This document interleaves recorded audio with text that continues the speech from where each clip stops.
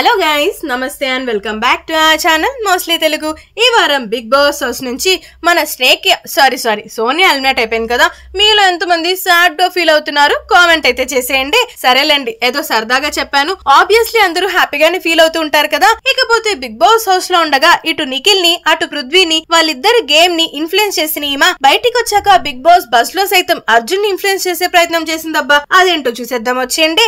ఇక అర్జున్ ఏమో విష్ణుప్రియ గురించి మీ ఒపీనియన్ ఏంటి అని అడుగుతాడనమాట. దానికి నాకెందుకో అక్కడ గర్ల్స్ వచ్చేసి కావాలనే ఒక ప్లాన్ చేస్తున్నారు అనిపిస్తుంది. Not only Vishnu, Prerana, Yashmi and ఈ సీత కూడా వీళ్ళందరూ ఏంటి అంటే నేనేదో నిఖిల్ ని పృథ్వీని కావాలనే ఇన్ఫ్లుయెన్స్ చేస్తున్నా అని చెప్పి రూమర్ క్రియేట్ చేశారు. అది కాస్త నాగ్ సార్ వరకు వెళ్ళింది. నాకు అస్సలు నచ్చలేదు. ఫస్ట్ ఆఫ్ ఆల్ విష్ణు ఏంటంటే ఏమైనా అనుకుంటే అది డైరెక్ట్ గా వచ్చి మాట్లాడదు. ఇప్పుడు వాళ్ళిద్దరు ఏమైనా మాట్లాడుతున్నారు అనుకోండి, నేను వెళ్ళంగానే బంద్ చేస్తుంది అనగానే ఆబ్వియస్లీ నువ్వు కూడా అదే చేసేదానివి కదా.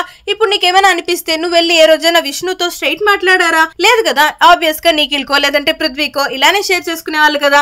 అదేం తప్పనిపించట్లేదే అంటే మీకు అలానే ఉంటది, కానీ పడే వాళ్ళకి తెలుస్తుంది కదా బాధ.